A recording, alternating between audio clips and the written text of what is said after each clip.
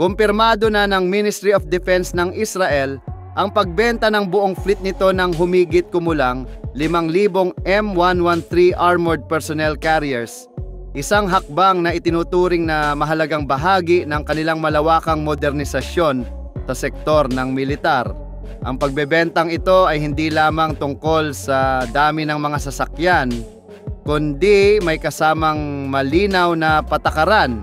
Ibebenta ang mga ito sa napakababang halaga sa pamamagitan ng government-to-government na kasunduan sa mga pinagkakatiwalaang kaalyado at estratehikong kasosyo ng Israel. Ayon sa mga opisyal ng depensa ng Israel, bibigyang prioridad ang mga bansang may matagal ng ugnayang pangdepensa sa kanila. Kabilang sa mga nasa unahan ng listahan ay ang Republika ng Pilipinas, na patuloy na lumalalim ang kooperasyong pangdepensa sa pagitan nito at ng Israel nitong mga nakaraang taon. Sa katunayan, nakapagkamit na ang Pilipinas ng mga drone, radar system, missile launcher at advanced communications equipment na gawa sa Israel. Ngayon, ang alok ng libo-libong M113 sa presyong diskwento ay maaaring magdala ng ugnayang ito sa mas mataas na antas. Batay sa mga mapagkakatiwalaang pinagmulan sa depensa ng Israel, ang mga M113 ay ibebenta sa as-is na kondisyon at sa presyong mas mababa pa kaysa sa kasalukuyang halaga sa pandaigdigang merkado. Bagamat dekada na ang disenyo ng mga ito, nananatiling ganap na gumagana ang mga sasakyan at may malaking potensyal para sa refurbishment at modernization.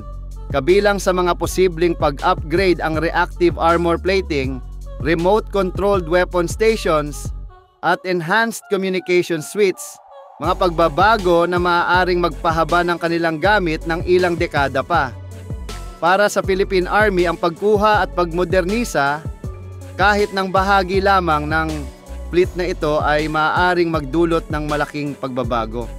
Ayon sa mga tagasuri ng depensa, sapat ang bilang ng M113 upang makabuo ng hanggang 100 mechanized infantry battalions na magpapalakas sa transportasyon ng tropa, proteksyon sa labanan at logistic na mobilidad.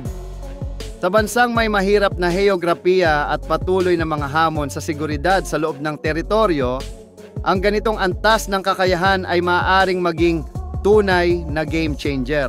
Ang oportunidad na ito ay lubos na umaayon sa Revised Armed Forces of the Philippines Modernization Program, RAFPMP, na nagbibigay diin sa mobility, survivability at force projection.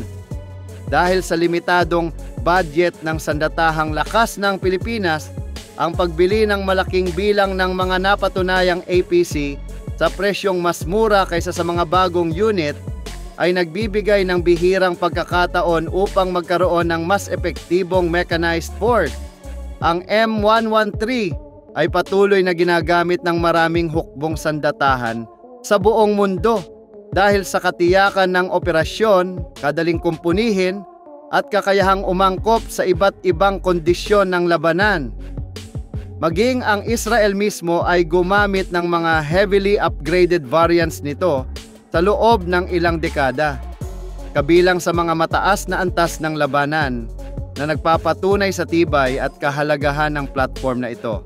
Ipinapakita rin ng pagbebentang ito ang lumalalim na tiwala at estratehikong pagkakahanay sa pagitan ng Israel at Pilipinas.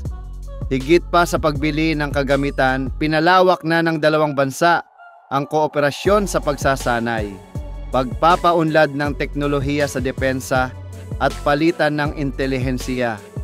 Mas aktibo na rin ngayon ang mga kumpanyang Israeli sa sektor ng depensa ng Pilipinas at ang bagong alok na ito ng mga APC ay nagpapatibay sa kanilang pinagsasaluhang layunin na mapalakas ang katatagan at kahandaan sa rehiyon. Ang alok ng fleet ng M113 ay higit pa sa isang transaksyong pangkomersyo. Ito ay isang patunay ng lumalalim na pagtitiwala at pagkakaalyansa sa pagitan ng Israel at ng mga pinakamalapit nitong kasosyo. Para sa Pilipinas, ito ay pagpapatuloy ng isang dekadang kooperasyon na sumasaklaw sa pagsasanay, pagbabahagi ng teknolohiya at pinagsamang pananaliksik sa depensa. Isa rin itong malinaw na mensahe sa rehiyon na ang ugnayan ng Maynila at Tel Aviv ay hindi lamang lumalawak, kundi lumalalim sa aspetong estratehiko. Habang tumataas ang pandaigdigang pangangailangan para sa surplus armored vehicles dahil sa lumalalang tensyong geopolitikal, maaaring maikli lamang ang panahon upang makuha ng Pilipinas ang malaking bahagi ng fleet na ito bago ito mapunta sa ibang bansa. May mga ulat din na ang ilang unit ay maaaring ialok sa ilalim ng concessional financing o long-term payment arrangements na lalo pang magpapagaan sa gastusing pampamahalaan. Sa kabuuan, ang desisyon ng Israel na ibenta ang buong fleet ng M113 APCs sa mababang halaga ay isang estratehikong biyaya para sa mga kaalyado nito. Para sa Pilipinas, ito ay isang bihirang pagkakataon upang mabilis na mapalawak ang kakayahang mekanisado, mapalakas ang ugnayang diplomatiko at pangdepensa sa Israel at maisulong ang modernisasyon ng sandatahang lakas ng may bilis at pagiging epektibo sa gastos.